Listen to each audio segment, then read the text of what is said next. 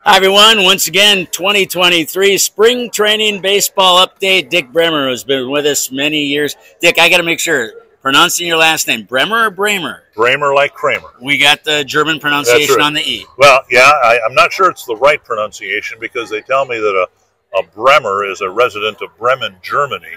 But from the time I grew up, we pronounced it Bremer. So that's what I'm going to go with. Bremer's the German way. I would go with it also.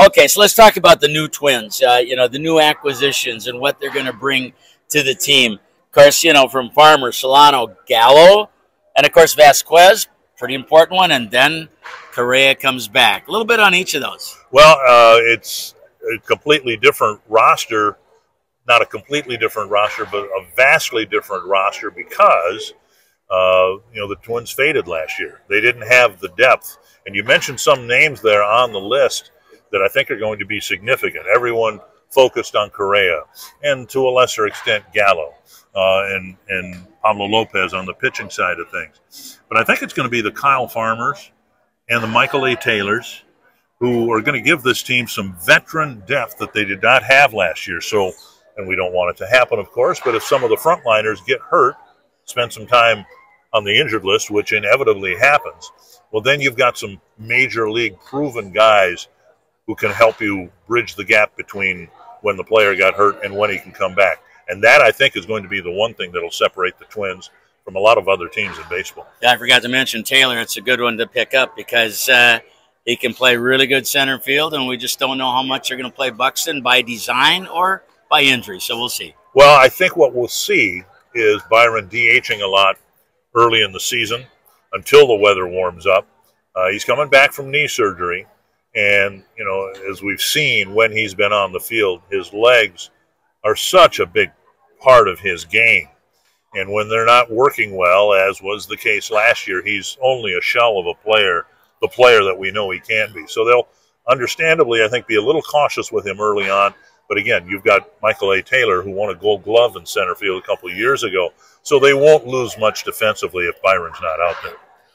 So I was asking some people, what would be a good question to ask Dick Bremer?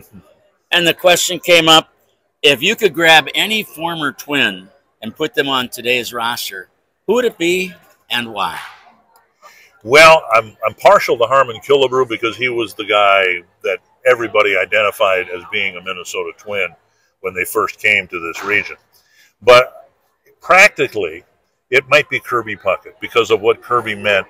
The Twins had a nucleus built in 82, 83, and into 84, and people tend to forget they almost won their division in 84. But the guy, and every team has him, maybe Correa will be the guy for the Twins now in the next few years. There's a guy that can take everybody else to a higher level, and Kirby did that. Once he got his feet established, once he became the player that put him in the Hall of Fame in 1987 and 91, he was the guy that was so often the difference maker. So he'd probably sentimentally be the guy because he left this world with 2 World Series rings. I think people will like that, and they like your mention of Harmon, too, because he was a favorite for so many of us. I asked you this question last year. I'm going to ask you this one again. On a scale of 10 to 1, 10 high, 1 low, I want you to give me a rating on this year on our defense, the fielding defense, infield, outfield, also on our starting pitching and our bullpen. Okay. We'll start with the defense, and again, so much of it depends on health, and that'll be the asterisk on all my answers, right?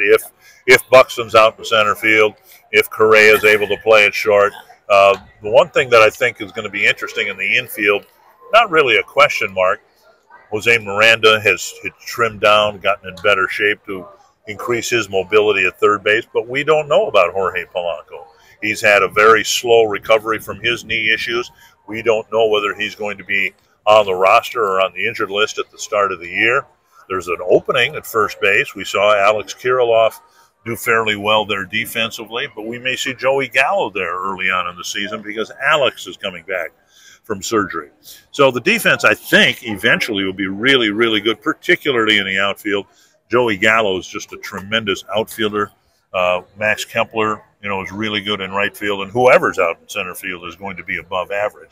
As for the pitching staff, I think the rotation is really going to be the story for the Twins this year. When you think back to last year, the Twins had a couple of guys, Dylan Bundy and Chris Archer, and they were struggling to get those guys through even 4 innings, 5 innings, right?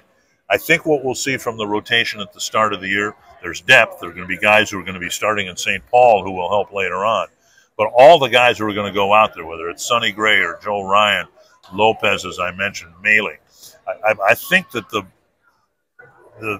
expectation will be that these guys, on a night-to-night basis, Tuesday, Wednesday, Thursday, Friday, so on and so forth, the Twins can all but count on them giving them at least 5 innings, and that'll help save the bullpen as well. Yeah, real quickly, you think they'll put Ober in as a 6th starter at the start of the year? I don't know. I think that eventually, over the course of the year, the Twins and other teams will have a 6-man rotation once you get into the part of the schedule where you're playing 20 games in 20 days. I expect we'll see that early on. There's so many off days built in that I wouldn't expect that early on. But, we'll see what the weather's like. We got Kansas City and Miami. You'd like to think that the weather won't be too bad, but then who knows what the weather is going to be like at Target Field that second week of the season. Exactly. One last question before we take a break. Dick Bremer, again, our guest here on the Inkstead, Minnesota Radio Network from Fort Myers, Tom Kelly Field in the background. The other day, my wife and I were here. Kirilloff's taking some batting practice, was swinging good. Royce Lewis was taking infield and batting practice and moving around well. What do the Twins do when Lewis comes off the IL?